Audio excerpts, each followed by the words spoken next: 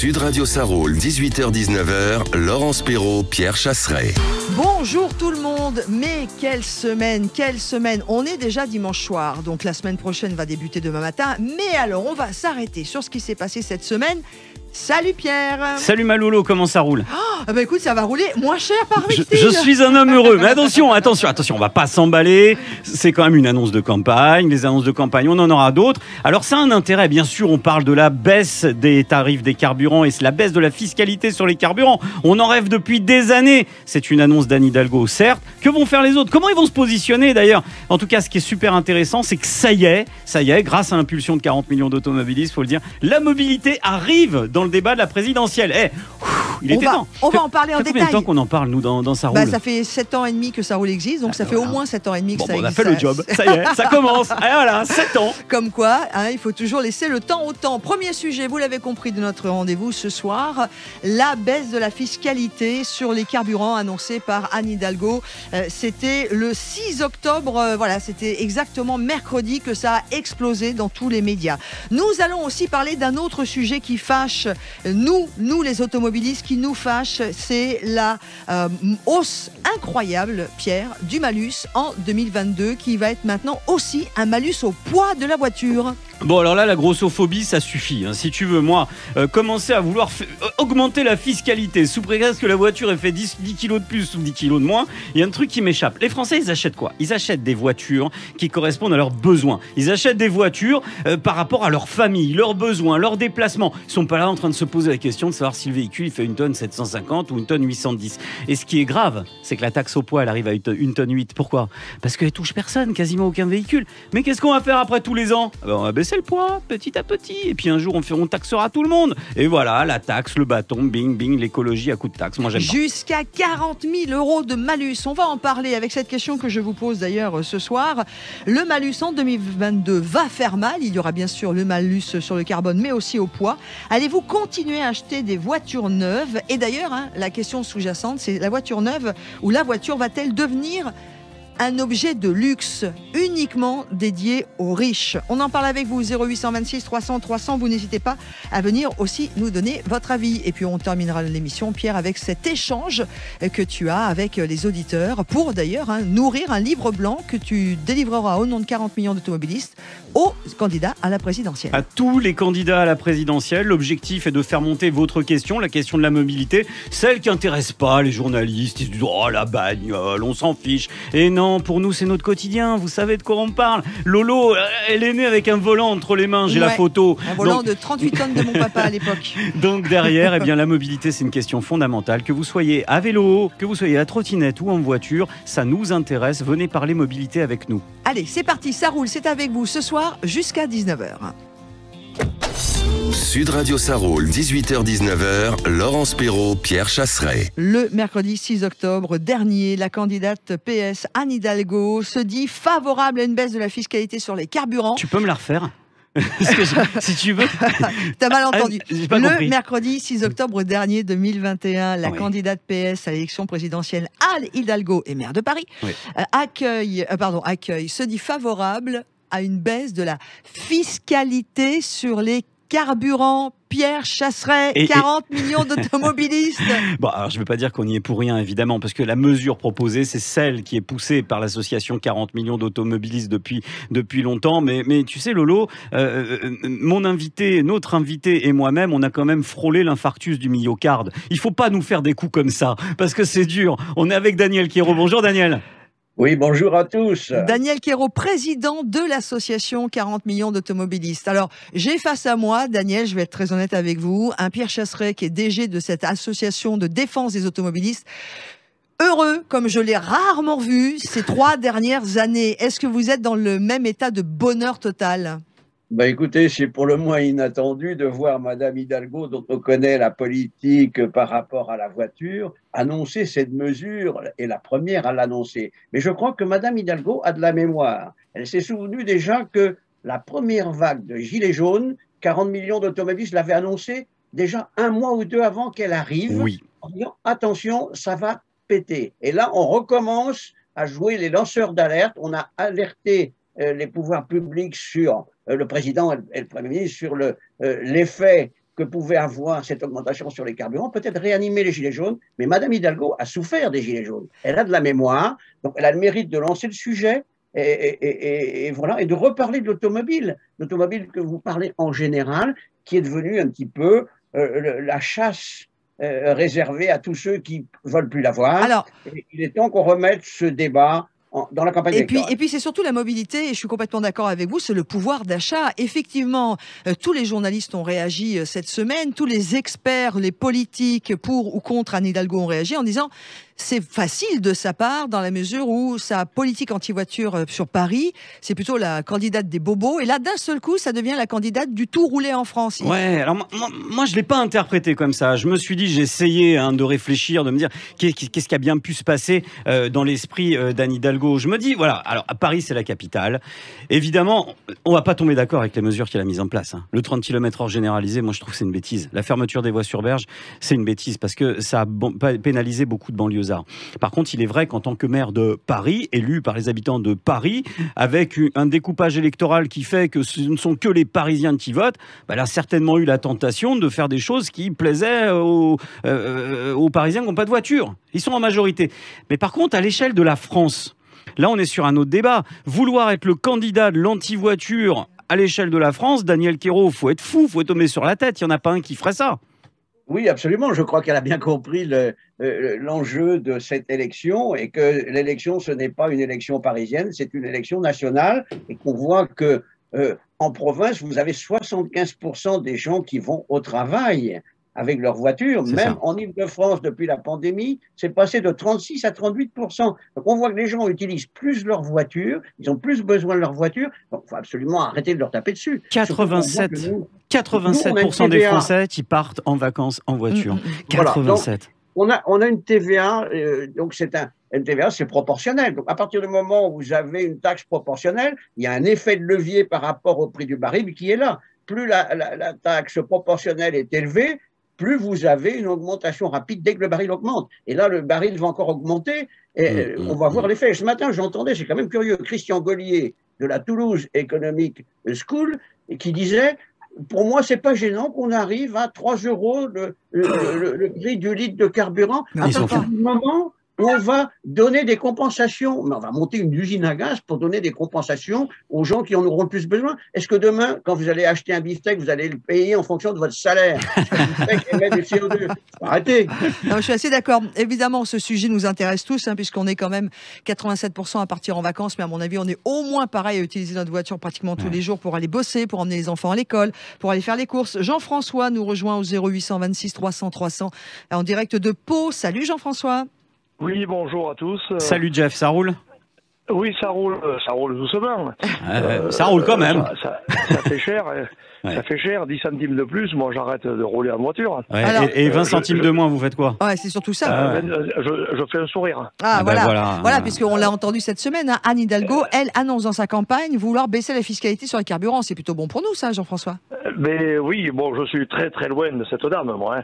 Je suis encore presque au temps des carrosses. Henri IV, il avait un carrosse à Pau. On a une agglomération qui est petite. Elle représente 100 000 habitants, la ville, plus après le pourtour encore 100 000. Et puis on a beaucoup de monde qui travaille dans Pau, autour de Pau, dans des usines et des centres économiques où il faut la voiture. On ne peut pas faire un bus pour passer dans la campagne avec 3 pèlerins dedans, parce que le bus, il consomme, il pollue et il n'est pas rentable. Donc la voiture, 87% la prennent pour aller au travail ou pour aller en vacances. Ouais, cette année, cette fin octobre, je serai dans les 13% qui ne prennent pas la voiture parce que j'ai choisi des vacances avec un point de chute où je peux y aller en train. Mais ça, c'était avant la hausse. C'était le plaisir de pas prendre l'autoroute et puis de me reposer et de voir le paysage en train. Mais vous avez entendu les propos. Vous avez entendu les propos de Daniel Quérault, le président de 40 millions d'automobilistes. Lui, ce qu'il dit, c'est il entend des économistes qui s'affichent en radio un normal, toutes des contractions, et ils vous disent 3 € le litre de carburant, c'est pas déconnant. Et ces gens-là sont tombés sur la tête. Ah oui, ils ont un problème. Ils ont un problème parce que 3 €, ça fait quand même très cher. Faut dire qu'il y a des travailleurs qui ont de petits salaires. Le budget auto qui est obligatoire pour aller au travail, et il va être amputé de beaucoup. Ils pourront même plus aller au travail. Ils seront même plus incités d'aller au travail. Et regardez à mi-temps. regardez un mi-temps, si on y prend déjà trop d'argent par le carburant, il n'aura pas envie de travailler. Ça va faire un chômeur de plus. C'est clair. Mais en tout cas, merci beaucoup Jean-François. Juste une précision avant la pause. J'ai les chiffres des augmentations des carburants sur un an. Figurez-vous que sur le samplon 95 E10, on est à plus 27,5 centimes de litre. On est sur le gazole à plus 31,4 centimes de litre. De toute façon, on fait tout ce qu'il faut pour le tuer, donc on va continuer de l'augmenter. Le samplon 98, on est à plus 28,1 centimes de litre. Ça fait plus 19,90%. Ça veut dire, Pierre, qu'en fait, il faudrait quand même que la baisse de la fiscalité annoncée par Anne Hidalgo soit potentiellement conséquente. C'est conséquent, parce que l'idée c'est de baisser la TVA à 5,5 en produits de première nécessité. On est sur une baisse, on va en parler, parce qu'on l'a budgété à l'association 40 millions d'automobilistes avec Aurélie dans quelques secondes. On est sur une baisse qui est quand même assez sensible pour les usagers. Moi, ce que j'entends chez Jeff, c'est une baisse des prix des carburants, je reprends un petit sourire. Moi, je me dis que quand on veut jouer sur le moral des Français, au bout d'un moment, de temps en temps, c'est des petites mesures comme ça qui font du bien à entendre. Parce qu'en plus, à titre personnel, je te dis, Laurence, moi je trouve ça déconnant de compter sur l'argent des carburants, parce que quand on nous dit, il y a une hérésie, on nous dit la voiture va devenir électrique dans 20 ans. Ok, d'accord. Donc les taxes de carburant, faut apprendre à s'en passer. On vit pas avec le pognon des taxes carburant. Donc finalement, ces taxes carburant, ils sont en trop, faut les dégommer, quoi. Et puis, est-ce que la voiture va devenir le point central de l'élection présidentielle cette année? Je pense qu'on est en plein dedans. On en parle dans quelques instants sur Sud Radio. Et avec vous, 0826 300 300. Alors que pensez-vous de cette annonce de la candidate Anne Hidalgo à la présidentielle de baisser vraiment beaucoup la fiscalité sur les prix des carburants? On vous attend sur Sud Radio, on parle vrai. Sud Radio ça roule, 18h-19h, Laurence Perrault, Pierre Chasseret. Et aujourd'hui, tout du moins en cette fin de journée du dimanche, nous allons dans quelques instants parler de la hausse de nouveau du malus sur les voitures neuves à partir de 2022, qui sera aussi calculé au poids. Avec cette question que je vous pose, la voiture va-t-elle devenir un objet de luxe uniquement dédié aux riches? Mais tout de suite, on revient sur le gros sujet de ce début de Ça roule, avec Anne Hidalgo qui a donc annoncé une baisse de la fiscalité sur les taxes, en tout cas sur les carburants. Et cette question que je posais juste avant de retrouver notre invité Pierre Chasseret de 40 millions d'automobilistes, est-ce que la voiture va devenir le sujet principal, le vecteur de la présidentielle?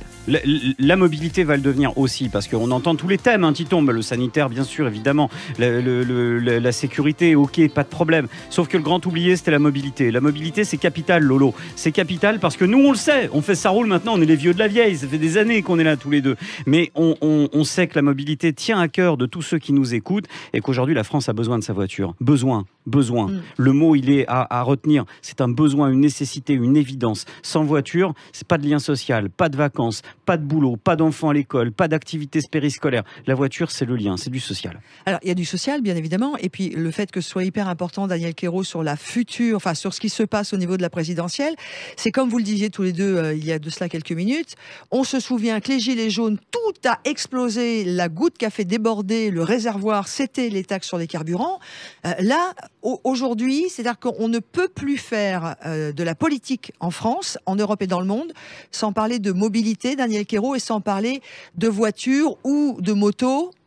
Oui, c'est d'ailleurs curieux tout ça, parce qu'on voit, comme je l'ai dit tout à l'heure, que l'usage de l'automobile est en train d'augmenter. Et dans le même moment, vous avez un certain nombre de minorités qui voudraient la réduire tant et plus. Donc il arrive un moment où ça ne peut plus fonctionner. Et là, je voudrais dire merci à Madame Hidalgo. C'est la première fois que je lui dis merci, d'ailleurs, comme l'association Carnet Automobiliste. Tu sais que j'ai presque envie de te faire répéter. Non, je ne me voyais pas un jour dire merci à Madame Hidalgo. Ni 40 millions non plus. Mais là, elle a eu un sursaut. Elle a bien compris, peut-être qu'en sortant de Paris et en allant un petit peu voir ce qui se passe en province, elle est quand même une fine politique, puisqu'elle a été élue à Paris une deuxième fois. Elle a peut-être compris quelque part qu'il se passait quelque chose et qu'il fallait prendre cela en compte. L'usage d'automobile, c'est extrêmement important. Ça se développe. Donc, il ne faut pas faire n'importe quoi. La transition, c'est un mot qui est doux. La transition, on fait les choses de manière progressive. Et là, on veut être dans la rupture permanente.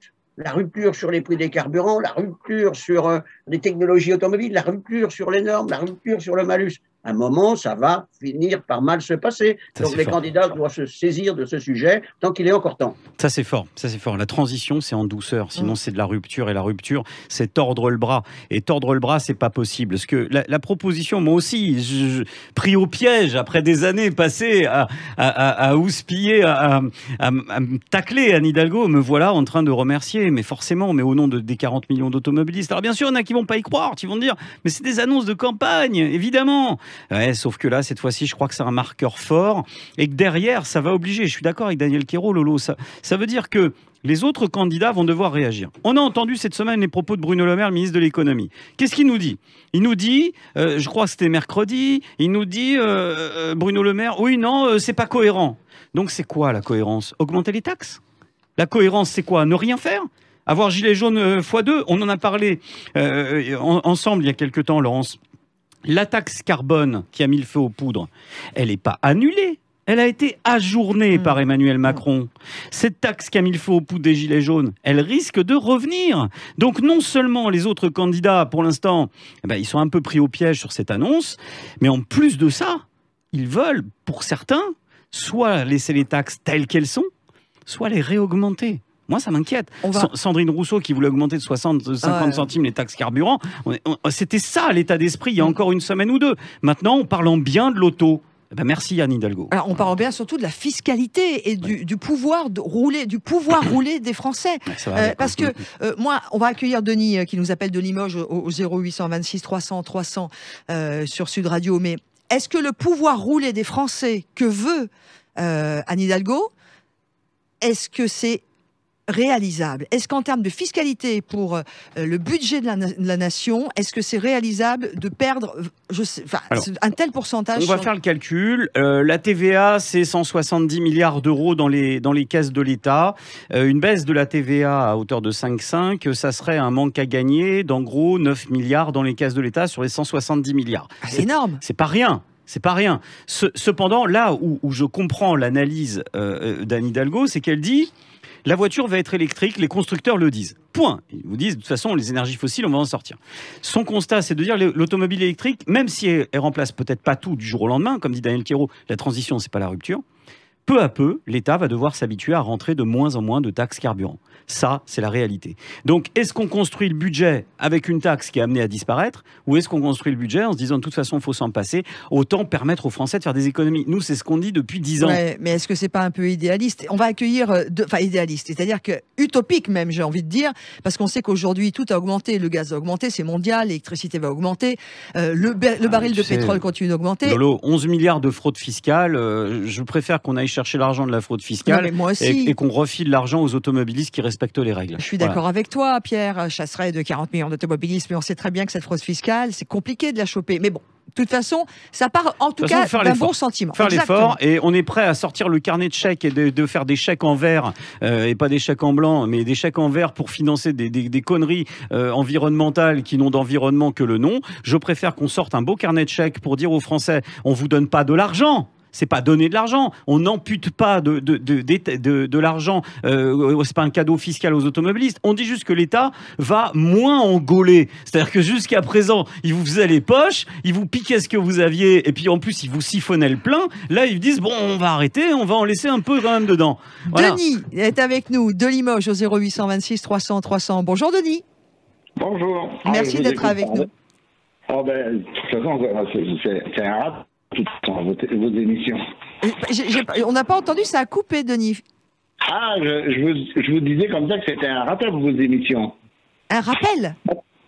Non, c'est un ratable, vos émissions. Un ratable. Ah, bah oui, merci. Évidemment, bien sûr. Alors, on vous écoute. Je suis d'accord avec vous, c'est vrai, on est les meilleurs, on l'assume, c'est compliqué. Non. On a un melon comme ça, nous.